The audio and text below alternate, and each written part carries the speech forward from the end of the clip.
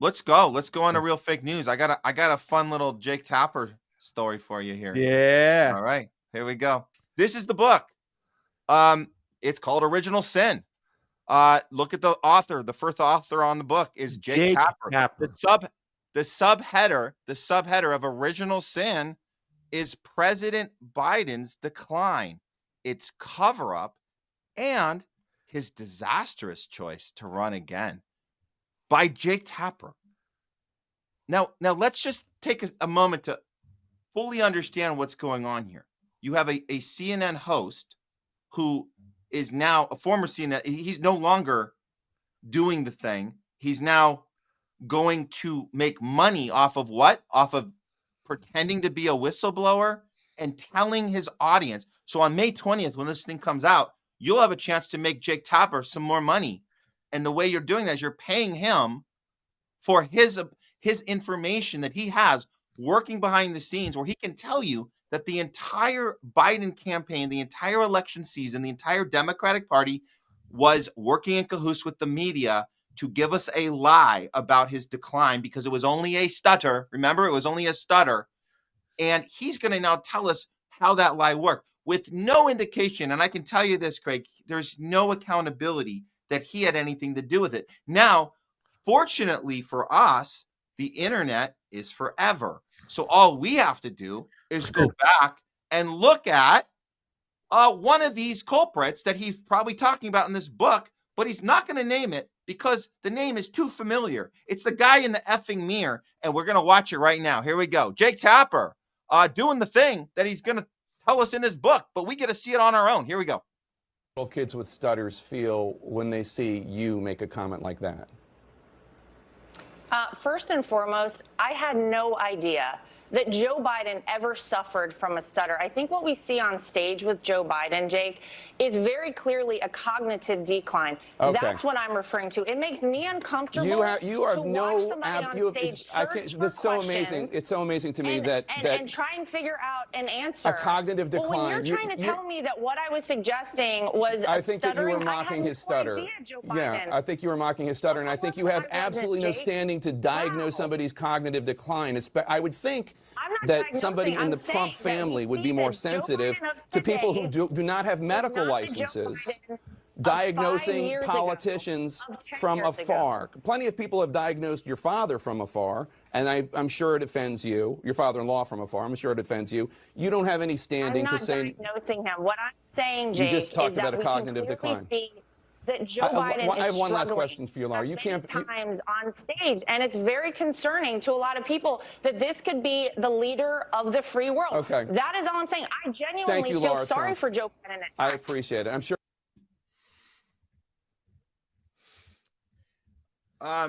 Why does he need to put a book out? Just put the clip out, and the story he's telling you right there. That's the story. That's it. It's a one-page book, and there's your clip. There's your cliff note.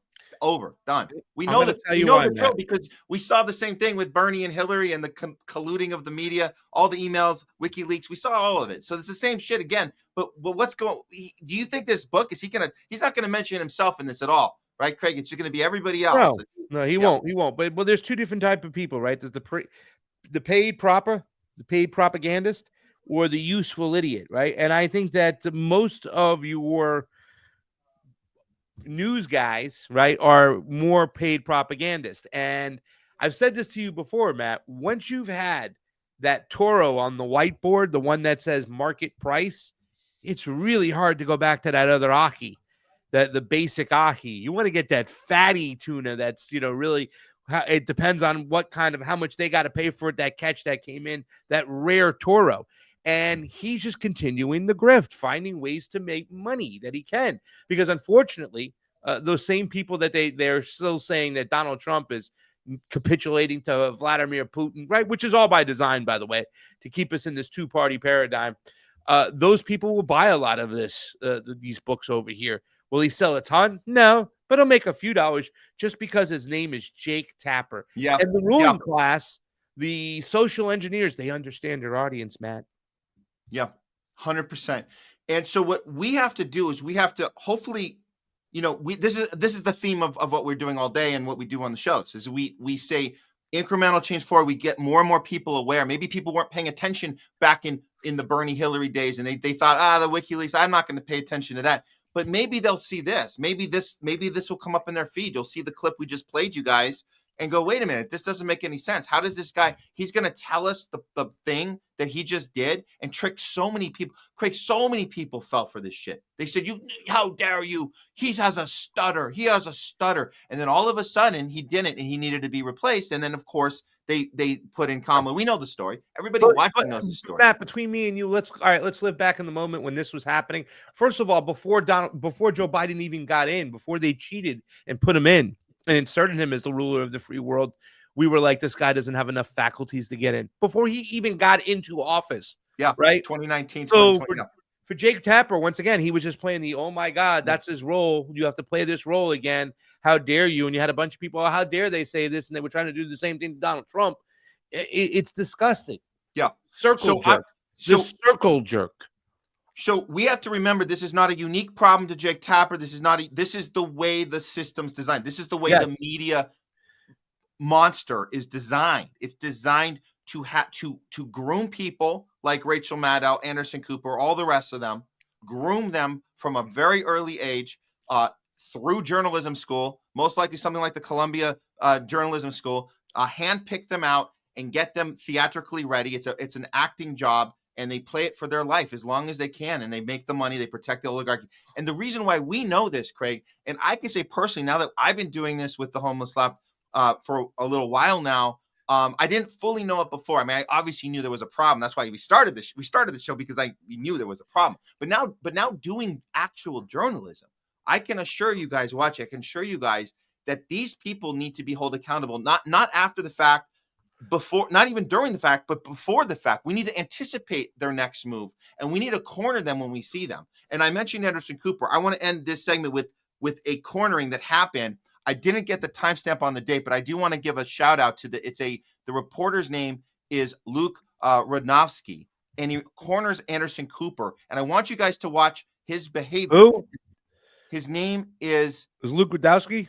Yeah, Luke Rudnowski. Yes. Yeah, I've been on. I don't know when he did this, but it was posted in a response to Jake Tapper, and I thought it was relevant. So maybe if you've seen this before, I don't know how new it is, but I want you guys to understand how journalism works, so you can see how when it's not working.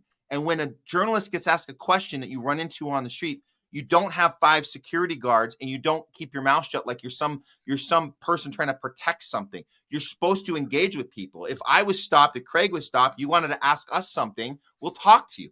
I've been in public with you, Craig. People come up, they talk to you, they say, hey, we don't say, oh, I can't talk about that. So let's just watch this one real quick, and then I want your feedback on it. But this is what happens when a journalist isn't a journalist, because his mouth is silent. He doesn't say a word. Check this out. Hey Anderson, how you doing? Luke Rudowski of WRC. I can't do it. I just really quickly just wanted. Very much. Yes, sir.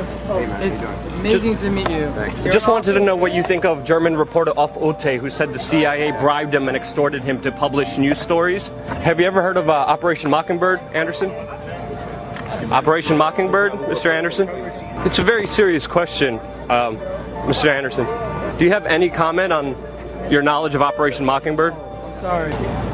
So Anderson, what influence do you think the CIA has when it comes to mainstream media?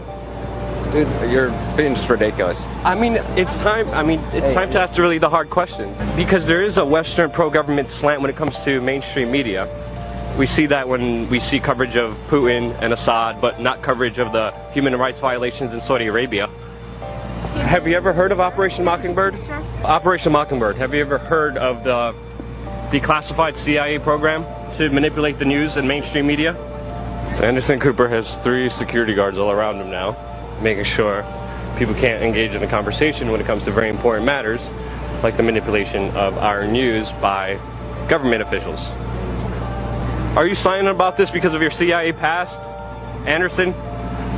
Is it because you were in the CIA during college, Anderson? Can we get just one statement from you?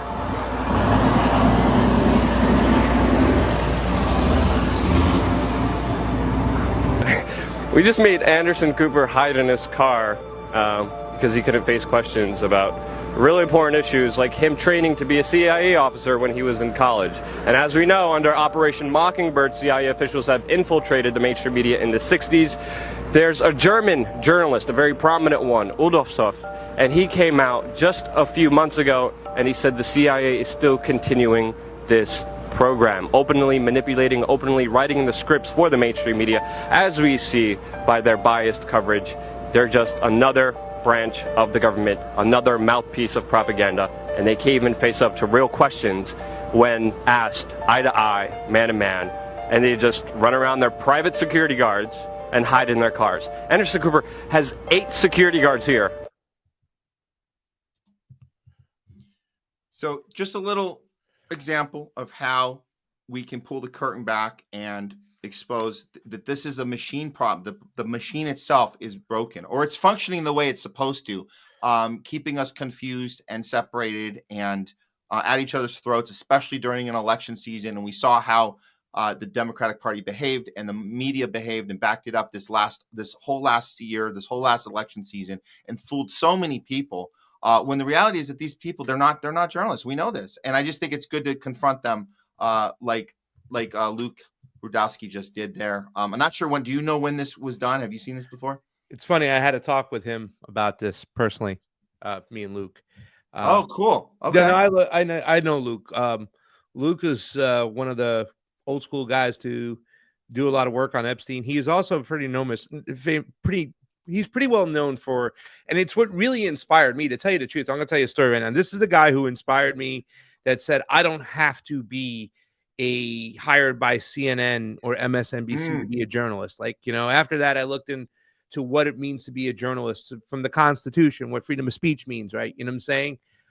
Citizen journalism. And he was known for going up to a guy by the name of Eric Schmidt of Alphabet, Google guy, and asking him a bunch of questions. I believe it was in Davos, but the first time I saw that, and I can't remember who else he was questioning, another CIA or somebody else at another event that they threw him out in, and he didn't want to leave. He was known for doing that stuff, and he was the guy who inspired me to do that. When I met him about a year and change ago, almost 2 years ago, I told him, I was like, hey, I've been on the show before. Clinton Russell used to be on the show. Luke Rudowski has done work for Tim Cass. He used to be on Tim Cass. Now, unfortunately for Luke, he's been getting a lot of pushback, and a lot of people are saying that he's lost his ways. People like David Icke have publicly, chastised him for going along too much with the Trump train. I haven't been able to talk to him about it since. He's invited me back on his show. I said anytime, and I'm waiting for that invitation. But like I said, he's faced a lot of criticisms, but for doing that stuff, he's one of the old school greats, and he has his facts right. I mean, he was one of the old school guys to report on Bilderberg, and he's really close he did work with Jason Burmis and stuff. But yeah, I mean, that just talking about that with Anderson Cooper was pretty, at that point, inspiring, because a lot of people who knew and found out about the CIA connections, his ties to the Vanderbilt family, they would want to see stuff like that. And for him to do something like that, I mean, just think about that. That was one of the first guys to do that. Look at what Jose Vega is doing today. Yeah, totally. That's where that shit was born.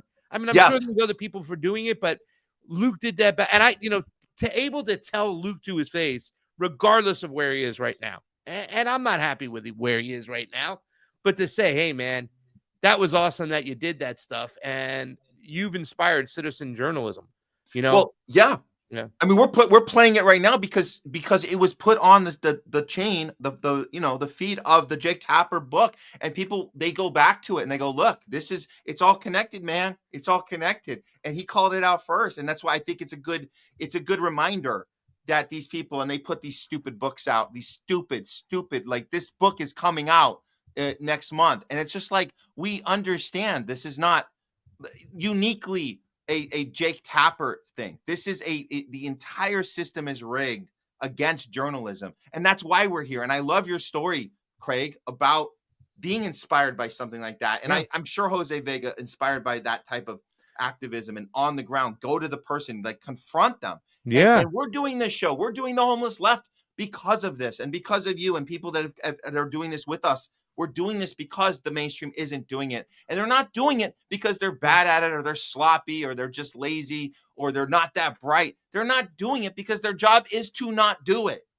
That's why we're doing it. If you think about, and I mentioned it before, the press conference, the first time I was able to do something like that was a press conference. I got credentials, I got in there, but you could see the look on Kamala's face when I asked her a question, the look on Andrew Yang's face when she asked a question, Pete Buttigieg, Tom Steyer, all these people who are running, they're like looking like, who the hell is this? What are they asking us? Holy shit, this is not going to be good, right?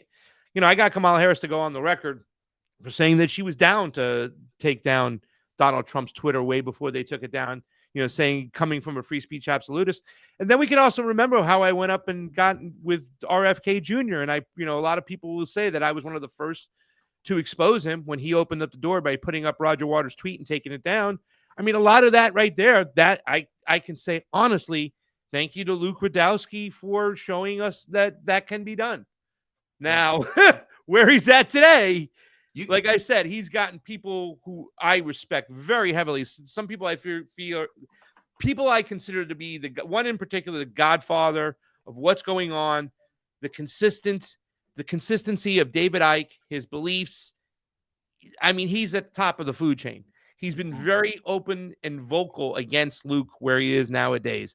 And unfortunately, I think people have to understand and see, you know, we talked about the tenant media people, Tim Cass, they're feeding a lot of these people all this money. And who are the ones who are shining, who are getting the numbers? All the pro-Zionist ones. The only ones who are anti-Zionist that are still shining are the ones who are still supporting Donald Trump. They manufacture consent to try and make it like a third rail. Same thing that's what the attempt at Rescue the Republicans was about, right? It was all about saying that it's okay to make Israel and Gaza a third rail. You can turn the blind eye to it because this is the better choice. Well, sounds like we're at today. It sounds like you need to have a follow-up with Luke. I think that's important. Right down the street from where I'm at, and he knows. I said I'll come on the show anytime, and you know, because Luke did that, and it really, to tell you the truth, think about that. Okay, think about that, guys. We are hardcore leftists in the Democratic Party, anti-imperialist left. Luke is nowhere near that. You know what I'm saying? But he was even, and Jose Vega, inspired by that, right? Yeah, like to say, wow, man, if he can do that, amazing. Then I can do that. Yeah. I don't have to get a job working for the media. I'm going to become the media. Citizen journalism. Hell yeah. Let's go. Hell yeah. And not enough people give credit for Luke for doing that. They're just looking at what's happening now today, and they're upset about it. Yeah. But that good Toro tuna says market price. 2 worst words you want to hear on a first date, by the way, too, Matt. Market price. You're like, fuck. All right. How much is the snow crab? Market price. At least $30 a head. All right. Well, that should do it for a real fake news update, not brought to you by Pfizer.